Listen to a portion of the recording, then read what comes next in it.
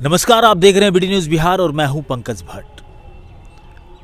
आगामी नगर निगम निकाय के चुनाव को लेकर के बिहार सरकार ने अपना रुख साफ करते हुए ये कह दिया कि अब वार्ड पार्षद, डिप्टी मेयर या मेयर का चुनाव नहीं करेंगे। नगर पालिका एक्ट 23(1) और 25 की जो धाराएं हैं उसमें संशोधन किया जाना है। इसकी अध्यादेश जारी हो चुकी है और ये तमाम चीज़ों को लेकर के तमाम बिंदुओं पर हम बात करने के लिए पहुँचे हैं निवर्तमान मेयर उपेंद्र सिंह के पास। अब मेयर का चुनाव आम जनता करेगी। वार्ड पार्षद पहले अविश्वास प्रस्ताव लगा करके डिप्टी मेयर या मेयर को हटाने का भी काम किया करते थे, लेकिन अब ऐसा पॉसिबल नहीं है। इन तमाम चीज़ों को हम आपको बेहतर ढंग से समझाने के लिए निवर्तमान मेयर उपेंद्र सिंह के पास लिए चलते हैं। स्वागत करते हैं सर, हम वर्ष की हार्दिक शुभकामना भी देते हैं और इस बात की भी शुभकामना कहेंगे कि जिस चीज़ की इच्छा वर्षों पहले आपने जताई थी वो आज बिहार सरकार के एक निर्णय ने साकार किया है। बहुत बहुत धन्यवाद आपको भी, और ख़ास करके आज बीटी न्यूज़ को भी बहुत बहुत धन्यवाद कि आज हमारे बीच वो है और यह नववर्ष की शुभकामना देते हैं। और निश्चित तौर पर जो हमारा वर्षों का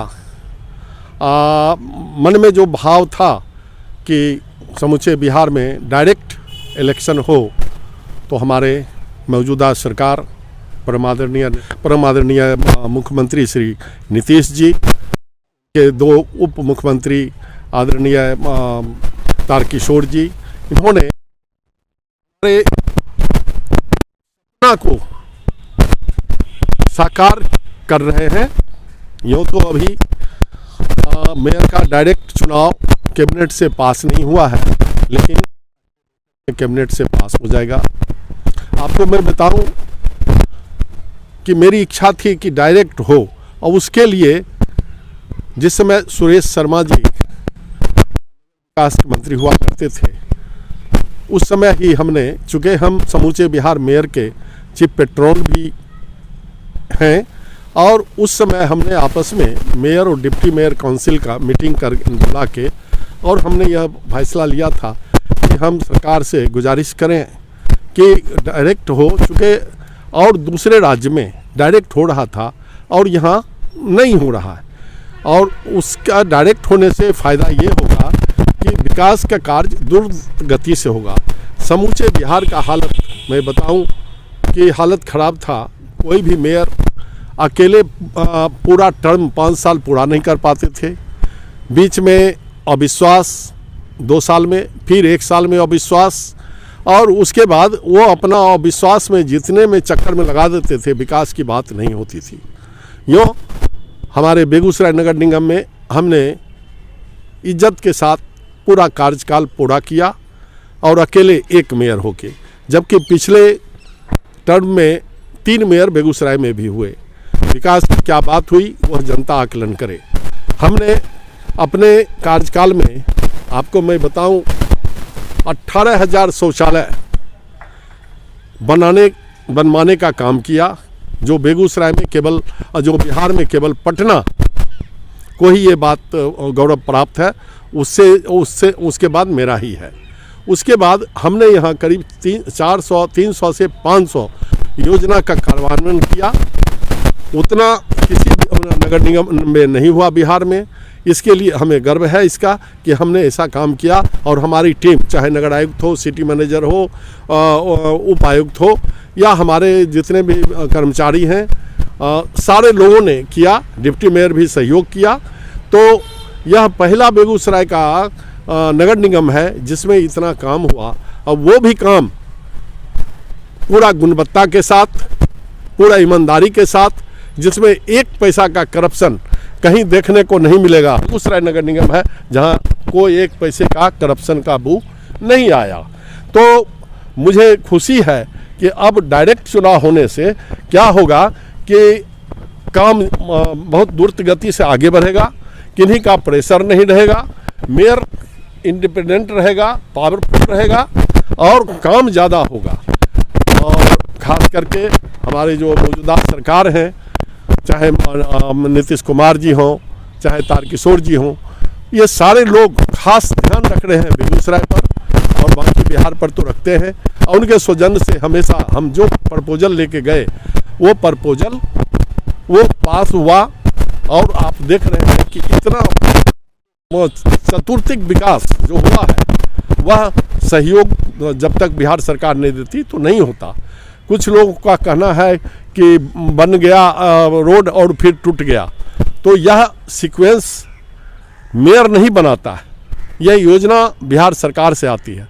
पहले जो योजना आई उस योजना पर हमने काम किया, फिर दूसरा योजना आया उस पर भी काम किया। तो उस पर निश्चित तौर पर कि जब भी कोई मकान बनेगा तो गड्ढा खोदना पड़ता ही है। कोई भी महल, चाहे ताजमहल भी बना होगा तो उस समय गड्ढा लोग खोदे होंगे। लेकिन गड्ढा तो बंद किया भी जाता है ना द्रुत गति से। लेकिन हाँ, बिल्कुल कहना है, गड्ढा को द्रुत गति से बंद किया जाता है। यह एक सौभाग्य या दुर्भाग्य कहिए कि जहाँ जहाँ गड्ढा लोग चिन्हित कर रहे हैं उसमें 2 ठेकेदार हैं सीवरेज सिस्टम के लिए, जो नमामि गंगे के तहत हो रहा है, जिसमें नगर निगम का कोई से नहीं है, वो डायरेक्ट बुडको करा रही है। दूसरा योजना है अमृत योजना के तहत जल, वो भी डायरेक्ट बुडको कर रही है। वो होने का एक बहुत बड़ा कारण, 2 कारण है। पहला कारण है कि जब से ये काम चालू हुआ, आपको पता है 2 साल से कि कोरोना का काल, उसमें हर जगह हर चीज़ स्लो हो गया। फिर जब कोरोना ख़त्म हुआ, अभी फिर बारिश आ गई थी। अब देखिए, एक रोड हम 2017 में जिसका पैसा लेकर आए नगर विकास से राज्य योजना के तहत, वो आज तक कंप्लीट नहीं कर पाए। कभी अतिवृष्टि, कभी अनावृष्टि, कभी कोरोना का मार, तो कभी इलेक्शन, ये करते करते फिर भी वो भी एक योजना, कॉलेज वाला योजना है, हमने पूरा किया है। अभी उसमें कुछ दूर बचा हुआ है, हम समझते हैं 400-500 मीटर, वो इसलिए बचा हुआ है कि वहाँ पाइपलाइन डाला जाएगा सीवरेज सिस्टम के द्वारा, और वो पाइपलाइन 22 फीट नीचे जाएगा। अभी 12 फीट जाने से ही पानी निकल जाता है। तो अभी वो हमारे हाथ में नहीं है, ईश्वर की मर्जी। तो जैसे ही वाटर लेवल डाउन होगा वो पाइप बिछाएगा और हम लोग उस पर कंक्रीटिंग करवा देंगे। हमारे कॉन्ट्रैक्टर जो है कंक्रीटिंग करवा देंगे। आप देखे होंगे एक पावर हाउस रोड को तोड़ा गया है, वह रोड आरसीडी का है। आरसीडी ने कहा हम खुद बनाएंगे। जो पद है उससे कितना लोग, मेयर का न्यूसेंस वैल्यू बहुत कम है, न किसी को पनिशमेंट कर सकता है, न ट्रांसफ़र कर सकता है, न हल्ला गुल्ला कर सकता है।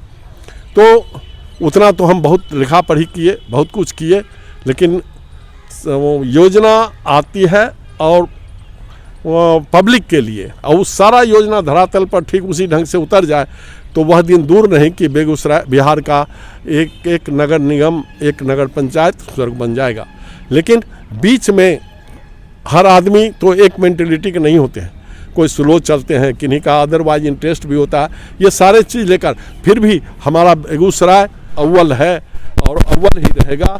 अब चूँकि और 50 साल जो काम हमने किया अपने परिवार के लिए, अपने लिए, समाज के लिए, वही काम हमने पिछले 5 साल तक नगर निगम में किया। और आगे भी अगर यहाँ की जनता हमें सहयोग करती है, अपना है, तो फिर उसी मजबूती से, उसी से हम काम को अंजाम देंगे। और अभी आपको बताएं, पानी का समस्या, कल भी दिल्ली में पानी रोड पर देख रहे हैं 3 फीट 4 फीट हो रहा था। तो विश्व का कोई भी देश ऐसा नहीं है जहां कि आपदा प्रबंधन में ये पानी का समस्या का समाधान हुआ है, कोई भी विश्व में। तो बेगूसराय की क्या बात, बिहार में भी तो वही हाल है सब जगह। तो औद्योगिक राजधानी हो गई है, बड़ा डेवलपमेंट हो रहा है, लेकिन अभी तक भी टाउन प्लानिंग पर काम चल रहा है समूचे बिहार में। क्या है, आपने इस पर सख्ती दिखाई थी। हम सरकार ने संज्ञान लिया है। इसके पहले मैं सख्ती भी दिखाया था, चाहे पॉलीथीन पेंट की बात हो, चाहे इंक्रोचमेंट की बात हो, लेकिन उसमें जब तक हर डिपार्टमेंट से पूरा सहयोग नहीं मिलेगा तो हमारे अकेले सख्ती करने से कुछ नहीं होगा। मेयर के पास तो कोई वैसा पावर है नहीं, लेकिन चूँकि अभी सरकार संज्ञान ले रही है, तो निश्चित तौर पर कि टर्म में या जो जाम की समस्या है, जाम ही नहीं इंक्रोचमेंट, ये दोनों समस्या का समाधान होगा। और मैं बताऊं कि यहाँ करीब कम से कम 10-20 करोड़ का ज़मीन जो लोग इंक्रोच किए हुए हैं वह नगर निगम निकालेगी, चूँकि सरकार ने पावर दिया है, जी निश्चित तौर पर निकालेगी। लेकिन उसमें एक चीज़ ध्यान करना होगा, एक तो इंक्रोचमेंट है, एक जाम है। तो इसमें आप देखते हैं कि रोड पर ठेला लगा हुआ है, कोई कुछ बेच रहा है, कोई सब्जी बेच रहा है, कोई कुछ बड़ी बड़ी बिल्डिंगें भी बनी हुई है, बड़ी बड़ी बिल्डिंग भी बनी हुई है। तो ये पहले तो हमको देखना है कि गरीब आदमी जो रोड पर है और किसी तरह बेच करके 100-200 रुपया लेके घर जाता है, अपने बाल बच्चा को वो पालता है, हम उसको क्या करें। उस पर प्लानिंग चल रहा है कि हम दूर दराज में करके अलग अलग वेंडर जोन भी बनाया है। हमने वेंडर का सर्टिफिकेट भी दे रहे हैं, लाइसेंस दे रहे हैं कि जिनको लाइसेंस रहेगा वही रोड पर आएंगे। लेकिन धीरे सारा काम हो। हम एक बात और बता रहे हैं कि जो बड़ी बड़ी बिल्डिंग है वो भी बिल्डिंग टूटेंगी। हमने यहाँ तक पता है कि बहुत सा केसरेहीन ज़मीन या कौन सा ज़मीन लोग उसको भी इंक्रोच कर लिए हैं, लोग खरीद लिए हैं, लोग बेच लिए हैं, वो सारा काम होगा। और मैं पानी पर बोल रहा था, पानी का समस्या का समाधान, जैसे नमामि गंगे के तहत 237 करोड़ का जो योजना है, उसका मुख्य उद्देश्य है कि वाटर जो दूषित हो रहा है उसको कैसे किया जाए। तो वो STP प्लांट लगा के जितना भी शौचालय का पानी है, बाथरूम का पानी है, वो सीधे डायरेक्ट उस पाइप में जाएगा, सोखता का ज़रूरत नहीं, पाइप में जाएगा, पाइप से चला जाएगा, STP प्लांट में ट्रीट करके उसको पीने योग्य पानी बना देगा, चाहे किसान को दे दे या हमने बात किया है इंडियन ऑयल से उसको दे देंगे। तो वो बाथरूम का पानी, किचन का पानी का समस्या का समाधान। एक और स्कीम है स्टॉर्म वाटर, जो एकाएक बारिश हो जाता है उसको क्या किया जाएगा। हमने 331 करोड़ का यहाँ DPR बना के हम भेजे हुए हैं। हम परसों तरसों भी एग्जीक्यूटिव को कहा कि उसको आगे बढ़ाइए। अभी वहीं बुडको में रखा हुआ है, अब बुडको से जाएगा नगर विकास में, अब फिर उसको फंड को एलोकेशन होगा और उसके बाद जब जैसे ही टेंडर में आता है तो वो फिर यहाँ लोग कॉन्ट्रैक्टर आएंगे, यहाँ काम करेंगे। तो वो स्टॉर्म वाटर का भी समस्या का समाधान, चूँकि अभी जो नाला बन रहा है वो नाला आएगा कहाँ से, जाएगा कहाँ से। बेगूसराय नगर निगम पर विजिलेंस की भी नज़र है। हाँ, बिल्कुल सही आपने कहा कि बेगूसराय नगर निगम पर विजिलेंस की नज़र है और पूरी तरह से नज़र है। लेकिन उसके लिए मैं इतना ही बता दूं कि मेरा कार्यकाल 19 मार्च से लेकर 19 मार्च 21 तक में कोई विजिलेंस की नज़र नहीं, किसी ऑडिटर की नज़र नहीं, किसी की नज़र नहीं है। ये विजिलेंस की नज़र है हमसे पहले का जो टर्म था, कार्यकाल था, कालखंड था, उस पर नज़र है और उस पर बहुत सा हुआ है, बहुत तो केस भी हुआ है और विजिलेंस भी उस पर लगा हुआ है। जो चुनाव की प्रक्रिया अब बनाई गई है तो आप कम से कम ये तो ओपन हो गया कि खुले तौर पे लोग वोटिंग करेंगे, खुले तौर पे प्रतिनिधि भी आएंगे, दोनों के लिए आसान हो गया। लेकिन इसमें जो आप अविश्वास प्रस्ताव की जो कहानी हटाने जैसी बात चल रही, संशोधन हुए आपका 23(1) और 25 धारा जो है, तो इसमें जो संशोधन में नियम हटाया गया है, आपको नहीं लगता कि अब जो जीत करके आएगा वो तानाशाह भी हो सकता है? हाँ बिल्कुल नहीं, तो उसके लिए तो फिर बहुत सा फॉर्मेलिटी। तानाशाह जो होगा वो अपने मर्जी से कुछ नहीं करेंगे, वो बोर्ड का मर्जी से होगा। उसमें जैसे है कि हमारा एक स्टैंडिंग होगा, जैसे मुख्यमंत्री जी का मंत्रिमंडल होता है, वैसे नगर निगम का एक स्टैंडिंग कमेटी होती है, उसमें 9 आदमी रहते हैं और स्टैंडिंग कमेटी में जो योजना पास होगा उसमें 9 आदमी मिलके पास करेंगे, वही वो योजना पास होगा। तो और उसके बाद वो योजना चला जाएगा बोर्ड में, केवल स्टैंडिंग पास करने से वो योजना कंप्लीट नहीं होगा, वो फिर बोर्ड में जाएगा और बोर्ड में हम 45 से हैं, 4500 मिलके उस पर कहेंगे कि नहीं ये ठीक योजना है, तभी वो योजना कार्य रूप में होगा। अब उसको अप्रूवल दे के मेयर की बात, मेयर का रिस्पॉन्सिबिलिटी वहाँ ख़त्म हो जाता है। अब जो है जो एग्जीक्यूटर हैं जैसे नगर आयुक्त, अब उनका काम है कि ये योजना जो बोर्ड ने पास कर दिया और इसको करने में कोई जो हमारा नगर निगम का लॉ है, बायलॉज है, उसको तो हम ओवरलुक तो नहीं कर रहे हैं। अगर फिर वहाँ ओवरलुक होगा तो वो योजना कार्य रूप में परिणत तो नहीं होगा। लेकिन हम जो योजना दिए, जो बोर्ड स्टैंडिंग से पास करके बोर्ड से पास, नगर आयुक्त का ड्यूटी हो जाता है कि उस योजना को जो नगर निगम का रूल है उसके आधार पर वो है कि नहीं, अगर है तो उस योजना को आगे बढ़ाएंगे और उसको काम करवाएंगे। क्या ऐसा सपना था जिसे आप अधूरा मान रहे हैं बेगूसराय के लिए? देखिए 2-3 काम है। आपको मैं बताऊं कि बेगूसराय में 2 से 2.5 करोड़ का कलेक्शन होता था। अभी हमने उसको करीब 9 करोड़ 55 लाख पर एग्रीमेंट करवाए कि कलेक्शन उतना कीजिए। बाहर के एजेंसी जो पटना में है कर रहा है और जगह, तो उससे क्या होगा कि हमारा पैसा बढ़ जाएगा। दूसरी बात है कि जैसे हमारा स्टेट बैंक है पुराने रेट से कर रहा है, उस पर हमने लागू किया कि नहीं हमारा नया रेट जो है उससे कीजिए, और उसके ऊपर हम 2 महल और कर सकते हैं, जिससे हमारा पैसा और आएगा। 2 महल अगर कर देते हैं तो भाड़ा लगेगा, तो नगर निगम का अपना फ़ायदा बहुत ज़्यादा होगा। और तीसरी बात है कि हम चाहते हैं कि नगर निगम में एक पार्क ऐसा हो कि बिहार से लोग आवे देखने के लिए। उसके लिए हमने प्रयास भी किया था। 6 बीघा ज़मीन बिशनपुर महन जी से, जो भी लोकल बॉडी थे, उनसे हमने ले लिया था। हमने एस्टिमेट भी किया था 7 करोड़ का, पैसा का भी इंतजाम हो गया था। लेकिन हमारा वहाँ से न्यास बोर्ड से क्लियरेंस नहीं दिया गया। 2-3 बार किए, कितने बार वहाँ के न्यास बोर्ड के चेयरमैन बदलते रहे, नहीं किए। बाद में फिर हम जब माननीय गिरिराज जी यहाँ के हुए एमपी, तो हमने कहा कि अच्छा एक चलेंगे। उसके बाद अभी तो हम ही निकल गए हैं।